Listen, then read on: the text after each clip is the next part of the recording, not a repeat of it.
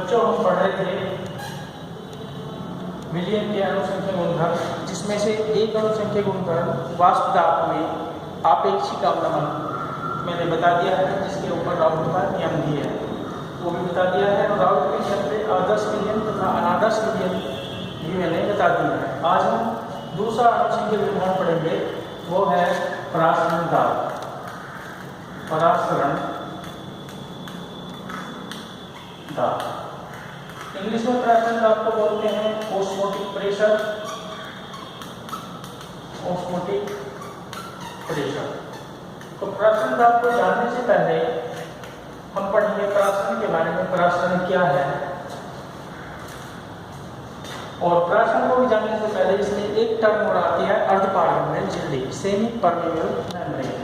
तो पहले हम जानेंगे अर्धपारगम्य झिल्ली के बारे में। अर्धपारगम्य झिल्ली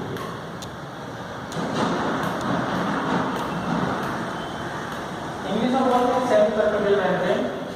अर्धपारगम्य झिल्ली वह झिल्ली होती है जिससे किसी विलयन को यदि हम छाने तो विलयन के केवल विलायक के अणु उस झिल्ली से होकर पार निकल सकें, उस झिल्ली के छिद्रों से होकर पार निकल सकें, विलय के अणु पार न निकल सकें। तो ऐसी झिल्ली को हम कहते हैं अर्धपारगम्य झिल्ली। जितनी भी जंतु झिल्लियाँ होती हैं, जंतु कोशिकाओं के ऊपर जो झिल्लियाँ होती हैं या वनस्पति कोशिकाओं के ऊपर जो झिल्लियाँ होती हैं वो अर्धपारगम्य झिल्लियाँ होती हैं। और कृत्रिम रूप से बनाई गई झिल्ली सामान्य रूप से हम कॉपर फेरोसाइनाइड की कृत्रिम झिल्ली भी तैयार की जाती है, जो जिसका उपयोग अर्धपारगम्य झिल्ली के रूप में किया जाता है। तो कॉपर फेरोसाइनाइड की जहाँ तक तैयार करते हैं, वैसे कैल्शियम फॉस्फेट की भी अर्धपारगम्य झिल्ली कृत्रिम रूप से बनाई जाती है, तो मुख्य रूप से इसका उपयोग होता है। अब हम बात करते हैं परासरण की।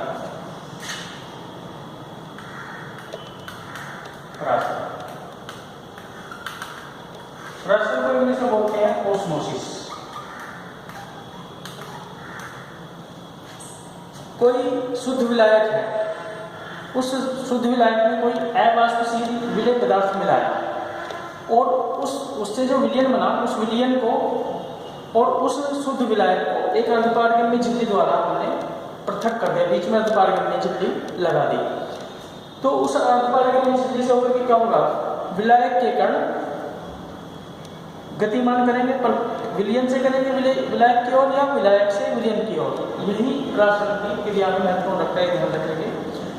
इसमें हम कहते हैं कि कम सांद्रता से अधिक सांद्रता की ओर विलायक के कणों का प्रवाह अर्धपारगम्य झिल्ली से होकर जो होता है उसको हम कहते हैं परासरण। यानी परासरण की क्रिया वह क्रिया है जिसमें विलायक के कणों का प्रवाह कम सांद्रता वाले विलयन से अधिक सांद्रता वाले विलयन की ओर होता है।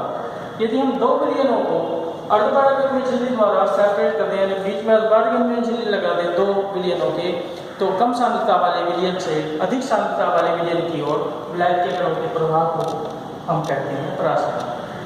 और एक क्रिया होती है विसरण। विसरण को इंग्लिश में बोलते हैं डिफ्यूजन। इसमें क्या होता है, कोई पदार्थ है, उस पदार्थ के कणों का प्रवाह हो जाता है कम सांद्रता की ओर, अधिक सांद्रता से कम सांद्रता की ओर पदार्थ के कणों का प्रवाह विसरण कहलाता है। जैसे कपूर है, कपूर की टिक्की को हम कहीं रख दें खुले में, तो कपूर के जो कण है वायुमंडल में फैल जाते हैं, इस क्रिया को कहते हैं विसरण। या गैस सिलेंडर है, गैस सिलेंडर को हम खोल दें तो गैस सिलेंडर में से गैस पूरे वायुमंडल में फैल जाती है, उसको भी हम कहते हैं गैस का विसरण। और परासरण क्या है, परासरण है यदि हम दो विलयनों को अर्धपारगम्य झिल्ली द्वारा पृथक करें तो कम सांद्रता वाले विलयन से अधिक सांद्रता वाले विलयन की ओर विलायक के कणों का प्रभाव हो जाता है। इस प्रभाव को हम कहते हैं परासरण। तो सामान्य जीवन में इसकी घटना देखने को आती है किस तरह से, यदि हम इसके उदाहरण सामान्य जीवन के, यदि हम नंबर 1 किशमिश को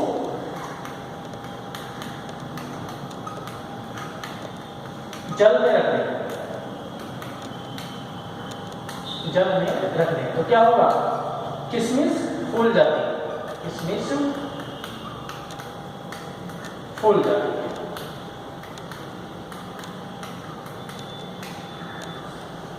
तो इसमें क्या हुआ, किशमिश कैसे फूल गई, जल से जल के कणों का प्रवाह किशमिश के अंदर की ओर हो गया।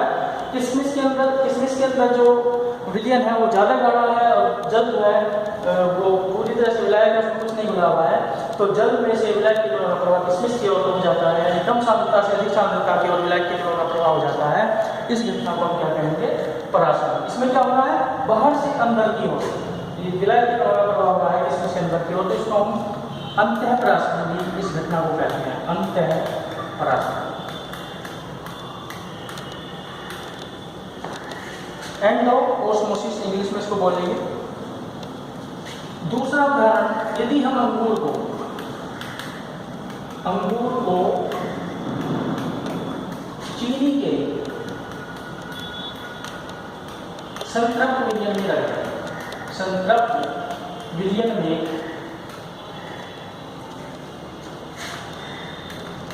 रखते हैं, तो क्या होगा, अंगूर पिचक जाता है। इसमें क्या होगा, अंगूर में से विलायक जो जल है वो बाहर चीनी के संतृप्त विलयन की ओर हो जाता है। क्यों होता है ऐसा, क्योंकि अंगूर के अंदर जो विलयन है उसकी सांद्रता कम है, जो चीनी का संतृप्त विलयन बाहर है उसकी सांद्रता अधिक है। तो कम सांद्रता से अधिक सांद्रता की ओर विलायक के कणों का प्रभाव हो जाता है। यहाँ पे क्या हो रहा है, परासरण हो रहा है। यहाँ पे जो अल्फा में झिल्ली लगती है, किशमिश क्या है, किशमिश में जो कोशिकाएं होंगी उस पर जो झिल्ली होगी अल्फा में झिल्ली की तरह से काम करेगी, इसी तरह से अंगूर में। तो यहाँ पे क्या हो रहा है, अंगूर से बाहर की ओर परासरण क्रिया होती है, जिसको हम बाह्य परासरण, एक्सोओस्मोसिस भी कहते हैं, बाह्य परासरण, और इंग्लिश में क्या कहेंगे, एक्सोओस्मोसिस। तो इस तरह से परासरण क्लियर हो गया। जो मैंने बोला है इसको नोट कर लेंगे। इसके बाद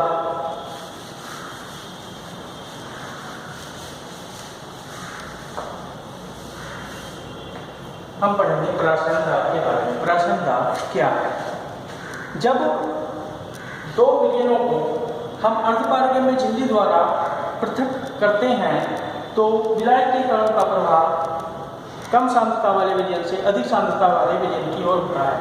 इस क्रिया में विलायक के कणों द्वारा अर्धपारगम्य झिल्ली पर जो दाब लगाया जाता है उसको हम क्या कहते हैं, परासरण दाब। तो पहली परिभाषा है, विलायक के कणों द्वारा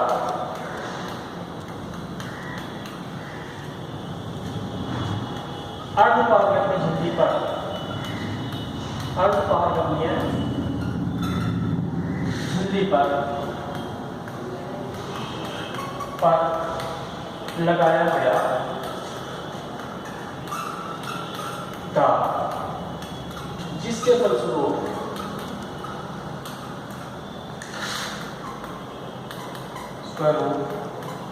परासरण क्रिया होती है,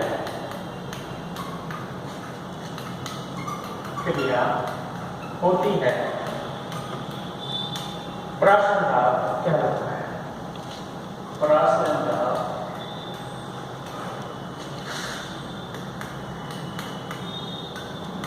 क्या होता है। एक दूसरी परिभाषा इसकी दी जाती है, यदि हम बाहरी दाब डालें, जैसे दो विलयन हमने पृथक करे अर्धपारगम्य झिल्ली से, और क्या होगा उसमें, कम सांद्रता वाले विलयन से अधिक सांद्रता वाले विलयन की ओर विलायक के कणों का प्रभाव हो जाएगा। पर यदि हम अधिक सांद्रता वाले विलयन पर बाहर से दाब लगा दें जिससे परासरण क्रिया रुक जाए, तो उस दाब को भी हम परासरण दाब कहते हैं। तो इसकी परिभाषा इस तरह दी जा सकती है, दूसरी, अधिक सांद्रता वाले विलयन पर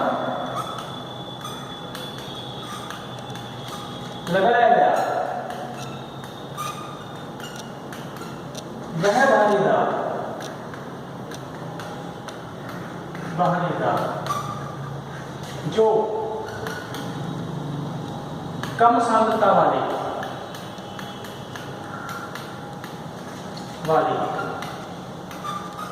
विलयन से उसमें परासरण की क्रिया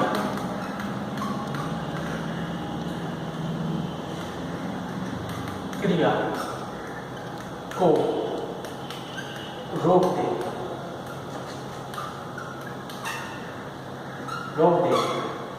उस विलायक का,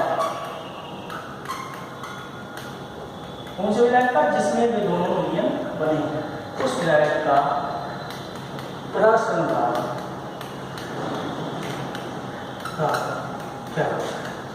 और कब ऐसा होगा? जब दोनों विलयनों को अन्य पारगम्य झिल्ली से द्वारा अलग अलग कर दिया गया। इस तरह से ये प्राशन भाव इस तरह से ये होता है। अब इसमें 3 टर्म और आती हैं, संपराशरी विलयन, अतिपराशरी विलयन और अधपराशरी विलयन। संपराशरी विलयन,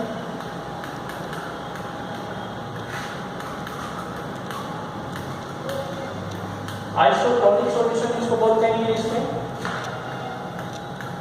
अतिपराशरी विलयन,